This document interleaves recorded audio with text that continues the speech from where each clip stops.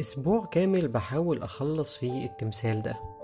القماش خياطة هاند ميد، ونحت الوش كله صلصال حراري، والجسم كمان كله صلصال حراري. تعالوا نشوف بالظبط ايه اللي حصل بالتفصيل. انا مصور كل حاجة عشان اللي حابب يتفرج على التفاصيل كلها، والفيديو مش طويل، اعتقد 11 دقيقة هيكون فيه كل التفاصيل. اول حاجة بدأتها ان انا برسم الهيكل ال20 سنتي بتاع الجسم. ده الحديد اللي بنعمل بيه الكراكاز، واللي معرفش الكراكاز هحط اللينك بتاعه. ده الكراكاز الف الحديد على بعضه عشان يديني مرونة ومتانة في نفس الوقت.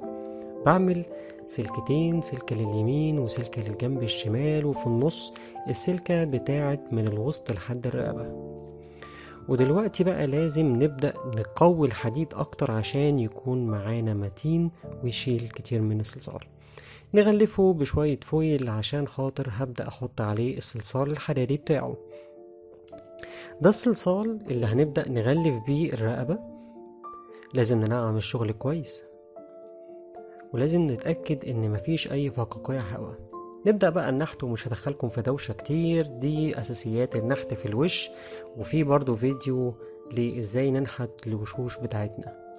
ده نحت الوش، عملت المناخير طلعتها والودان. نبدأ نركز في التفاصيل بتاعة النحت، وطبعا أول بأول بتابع واركز على إن أنا ماشي بالخطوط بتاعتي مظبوطة ومعمولة صح 100%.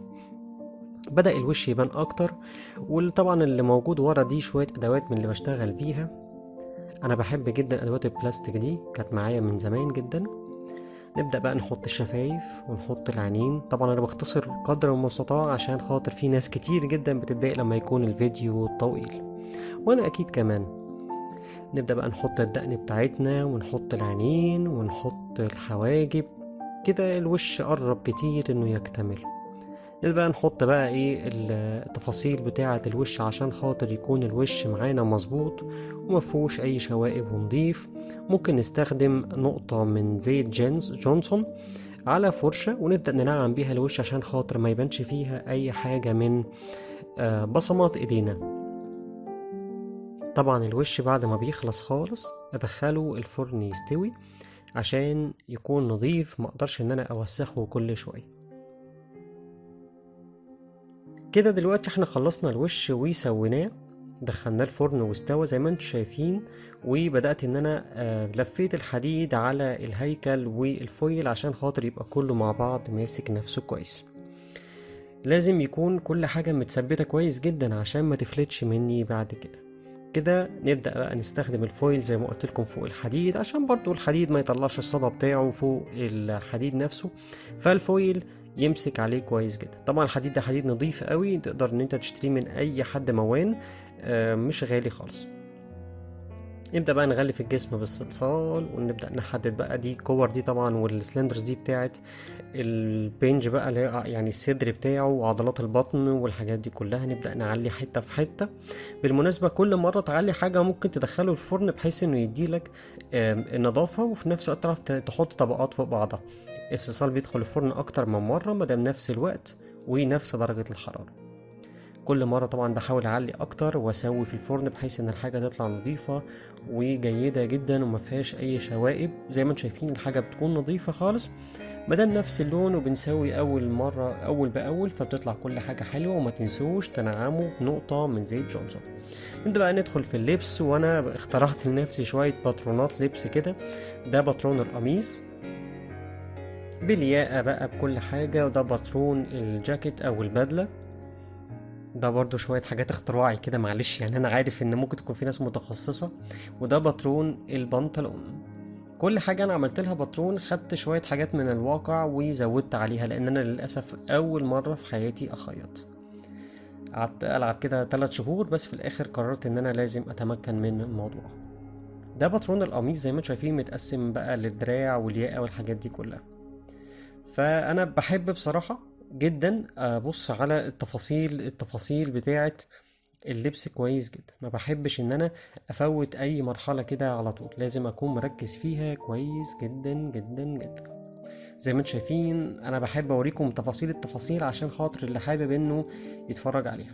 نبدأ بقى نستخدم باترون القميص نحطه على القماشة البيضة ونبدأ نرسم ونقصقص اول باول. طبعا انا مش بدخلكم يعني في تضييع وقت كتير، فخلينا نخش على التفاصيل على طول. القماش خلاص اتقطع اهو، وبدأنا ان احنا نتفرج على تقطيعة القماش بتاعت القميص، ونبدأ نستخدم المكنة ونشوف بنخيط ازاي. طبعا الخياطة في تبقى تحتيك رجل كده بتدوس عليها تبدأ تمشي الخيط عليها، وممكن تسرع وممكن تبطأ عشان تديلك الكواليتي اللي انت محتاجها والخيط يكون كويس معاك والدنيا زي الفل.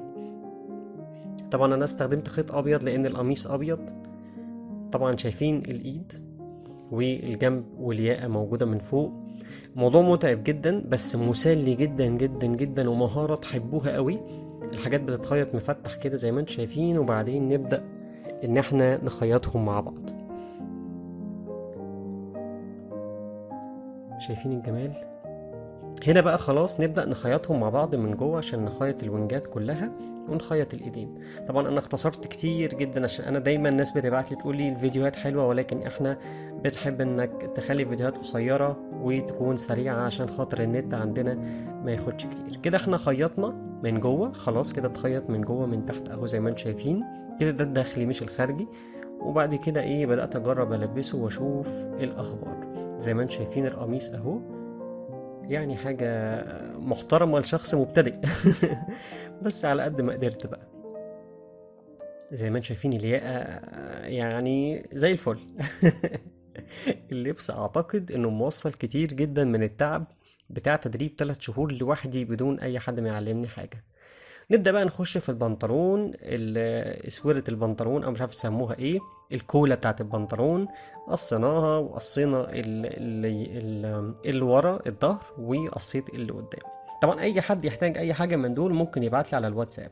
تعالوا بقى نشوف بقى شوية حاجات كده صورتها على التيك توك. اللي مش مشترك عندي في التيك توك ما تنسروش تشتركوا في الاكونت بتاعي على التيك توك، محمود رضوان اوفيشال. يعني صورت حاجات كده ونزلتها. طبعا اللي بيتابعنا على تيك توك هيكون شاف الحاجات دي كلها. هنا انا كنت خلصت البنطلون ولبسته على القميص، وحبيت ان انا اوريكم ان احنا الصلصال لسه موجود معانا تحت الهدوم، وده بيديله حاجة حلوة جدا. فيعني بصراحة كانت تجربة مميزة جدا وحلوة قوي. هستنى رأيكم طبعا تقولوا لي تحت اذا كانت عجبتكم فعلا التجربة ولا لا، وشوفوا الخطوات بتاعتها. طبعا الخطوات دي قعدت اسبوع يا جماعة. طبعا دي البدلة بقى، هي البدلة دي من أصعب الحاجات لأن أنا حرفيا بخترع الذرة، ده بجد مش هزار.